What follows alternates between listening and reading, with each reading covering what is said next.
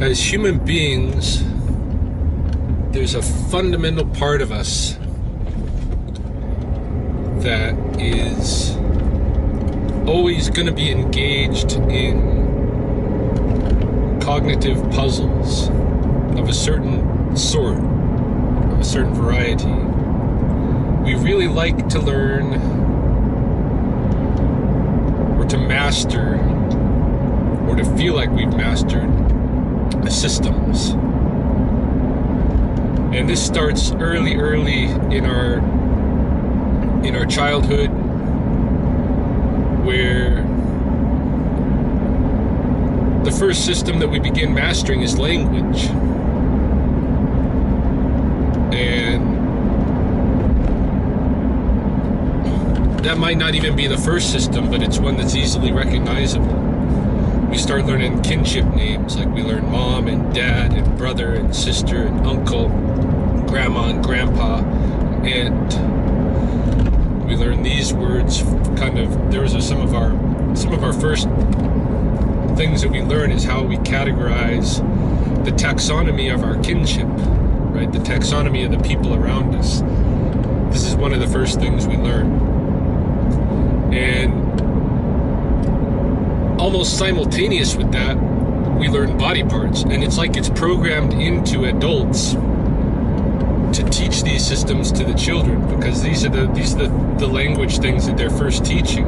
This is your nose, this is your cheeks, this is your mouth, this is your chin, this is your hair, this is your ear, this is your leg, this is your hand, you know?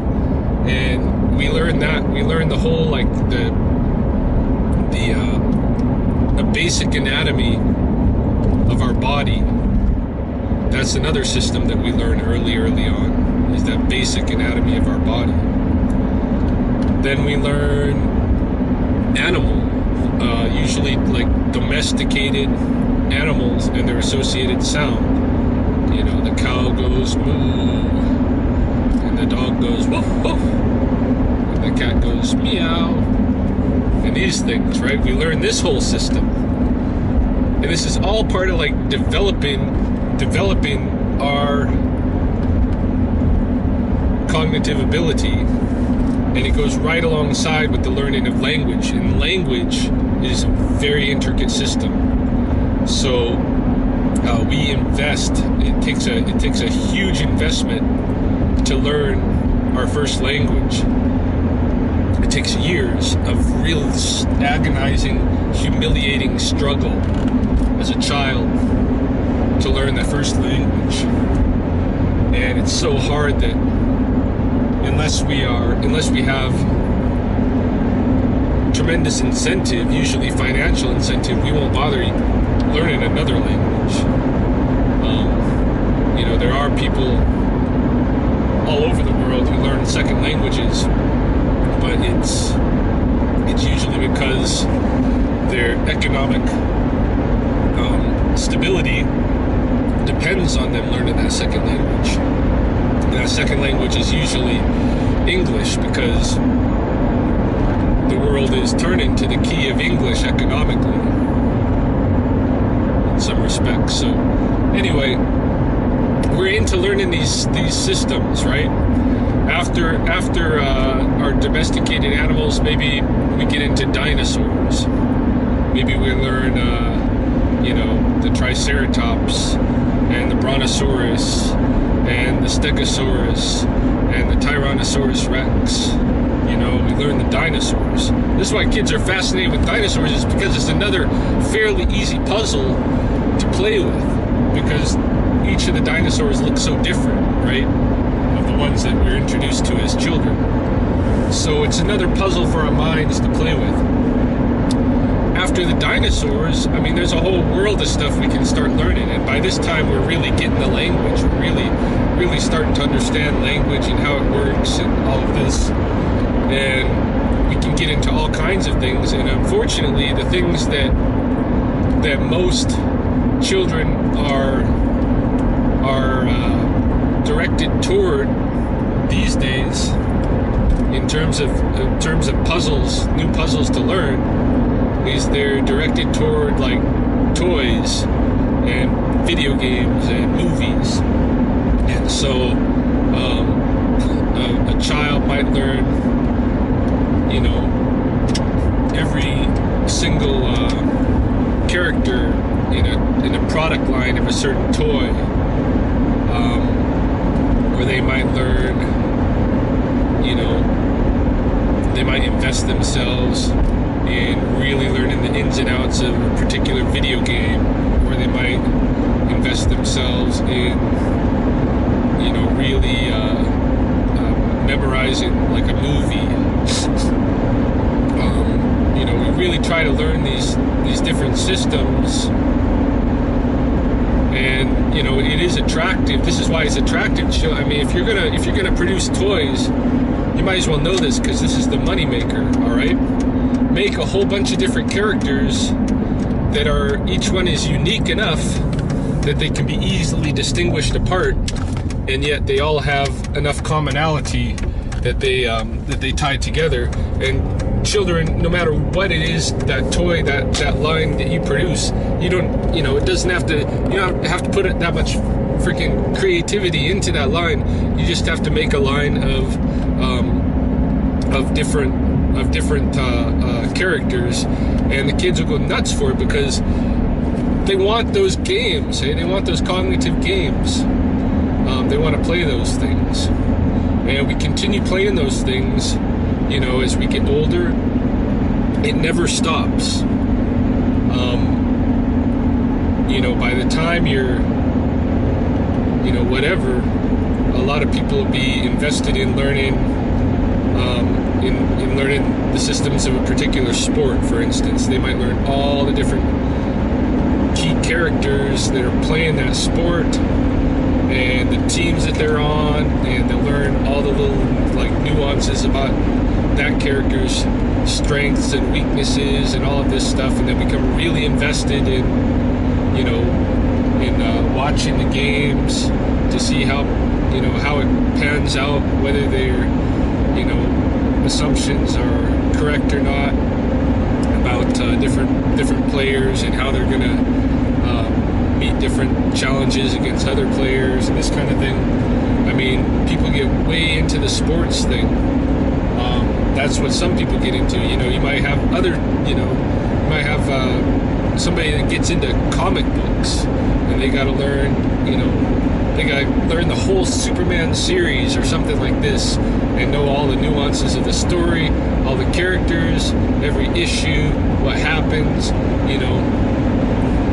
We just love to learn systems, taxonomic systems, ways of ordering things in our world, and this kind of a thing.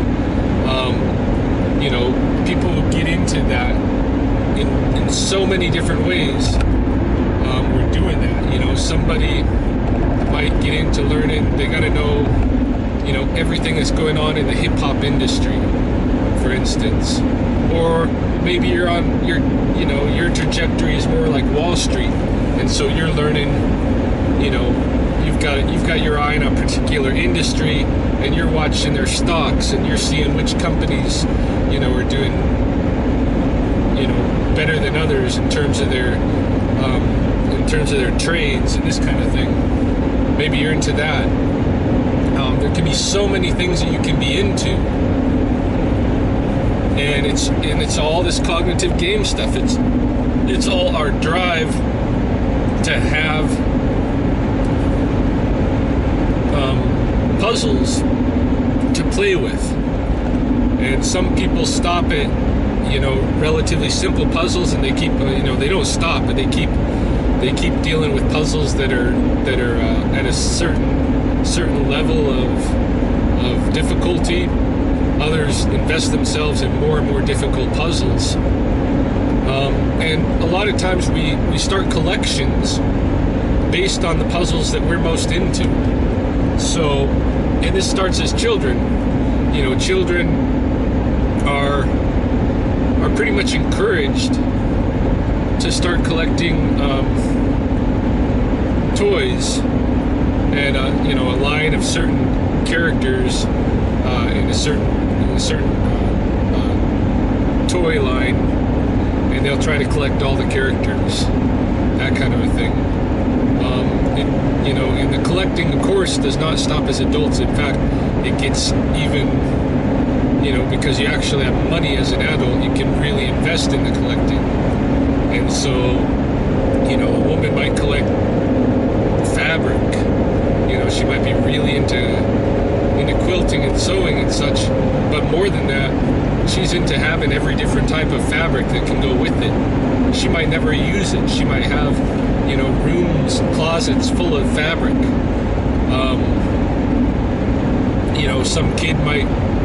Somebody might collect rocks. They gotta have one of every different type of rock. Or, whatever. You might collect baseball cards. You might collect television shows of a certain series of shows. You gotta have all the episodes of that show. You might collect movies with a certain actor in the movie. So you got all the Bruce Willis movies or whatever. You might collect, makeup. If you're a woman, you might collect makeup. You gotta have all these different types of makeup. And I think we need to be conscious of this because the things that we choose to collect and the puzzles that we choose to work with are going to have effects on our physical and mental health. And so, would you rather be a guy that collects comic books, or would you rather be a guy that collects abilities in a certain area? Say you're into parkour. Maybe your collection is learning every single one of the vaults, and learning all the different techniques that go along with parkour and the abilities. Maybe you're working on trying to get the handstand, and right now you're working on it. You're against the wall, thinking out loud because this is the kind of collections I would like to have, is collections of abilities. I mean, I do have collections of abilities in different areas. In fact, most of my life, I think, instead of so much the material collections, I have collected abilities. But there's still a lot of ways that I could invest myself in collecting things that are healthier for me, like collecting, different parkour technique abilities, or different martial art technique abilities, or different flexibility abilities. Working on collecting the split. I haven't been able to get the split yet in my collection, but I'm working on it. That kind of thing. Maybe you could collect some fitness equipment. You gotta get your whole place. You gotta get all the different fitness equipment that's going to help you gain abilities. That's the key, right? Gaining abilities. Maybe you should work on collecting a second language. It's really important to have a second language, I think. It gives you a whole nother framework to think through. But then there's maybe you should collect. Maybe you should collect different types of foods. Instead of collecting candy and garbage, processed food in your refrigerator and your cupboards and all of that, maybe you should be collecting the healthy foods in there. Okay? And these will be the things that you eat. I do think we really need to pay more attention to this, to the cognitive games that we're playing, because it is all about exercising that puzzle making part of us that gets us into these streams of habit. And depending on what puzzles we're working on is going to depend on what kind of habits we groom and what kind of collections we groom to reinforce those habits and express those habits. So we need to be thinking about along in the terms of what are some healthy puzzles to get into, and what are some healthy collections to go along with that and reinforce it. For instance, I don't think like anything that's become that they've created as an industry that didn't exist prior to industry.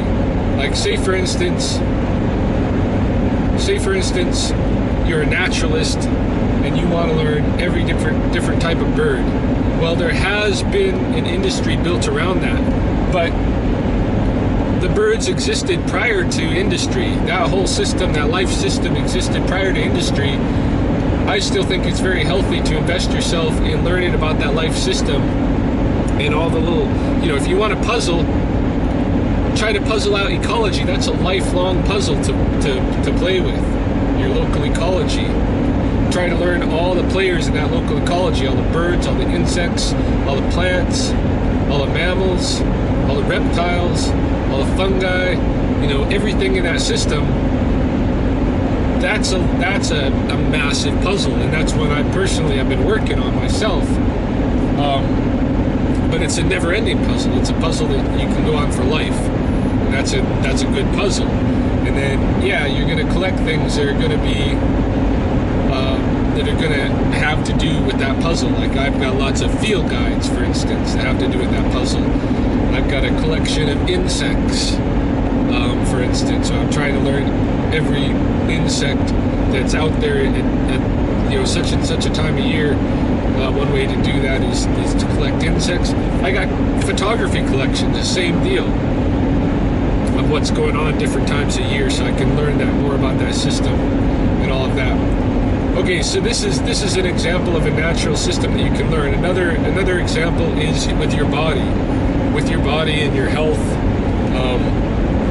Invest in yourself in learning the broad system of, like, I think this is why people are attracted to the martial arts, for instance. They're attracted to learning a particular traditional system because it's a defined thing. You can learn the whole of it. You can learn all the katas, all the techniques, and you can have the whole thing. And maybe that's what's so attractive to people, drawing them toward limited systems. Or like with the ecology example, you could say, I'm going to learn the martial arts in its totality, and then you invest yourself in learning things from all the different systems, and it's more of an investment in learning the whole of your body and its abilities. That's a healthy thing to learn, and that's there is industry around it, huge industry, but it was there before the industry. So it's a natural system, and I think it's a good one to learn. You can learn nutrition. That's a very important system. And it's there pre-industry, although there's definitely tons of industry around nutrition. What's not maybe good to learn and invest a whole lot of your life in learning is something that's totally fictive and made up. That's not there, a puzzle that wasn't there before the industry developed it. For instance,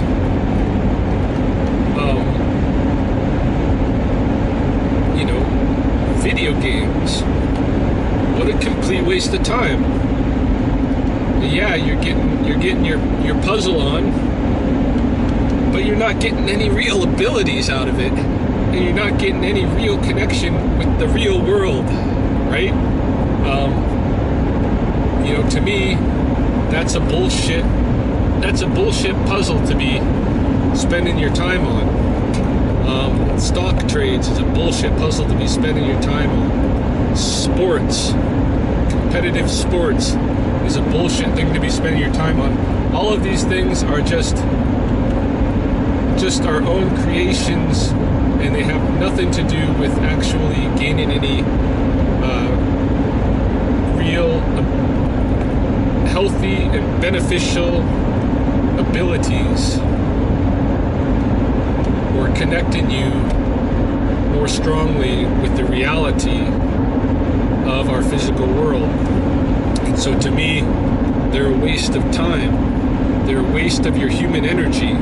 They are, in fact, I think, maybe a way to like trap you into an energy sink so that you're not putting your energies towards something that's actually beneficial in the long term for yourself and for the ecology, for the natural world.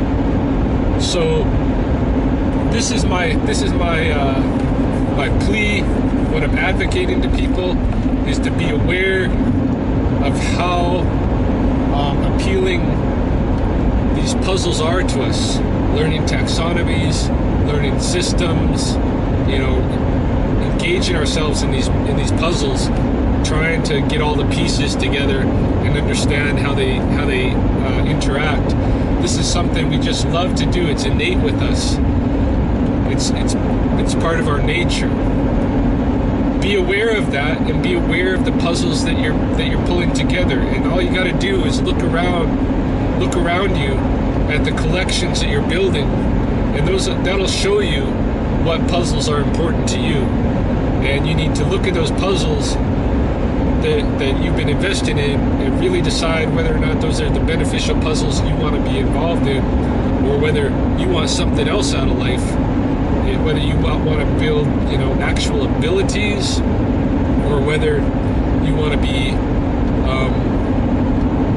a spectator, sinking your energy and your finances, all your hard work in life, all your cognitive work. If you want to sink all of that into some industry so that somebody is making money off of you, rather than you getting anything benefit from it other than entertainment, I think that you really need to consider that. I need to consider it.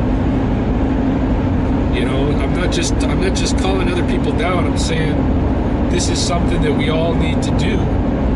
We need to pay attention to this stuff and choose the healthy path. The healthy path for ourselves, personally, physically, mentally, spiritually. The healthy path for the future and the present of our society and our ecology and our natural world. So that's my spiel for the morning.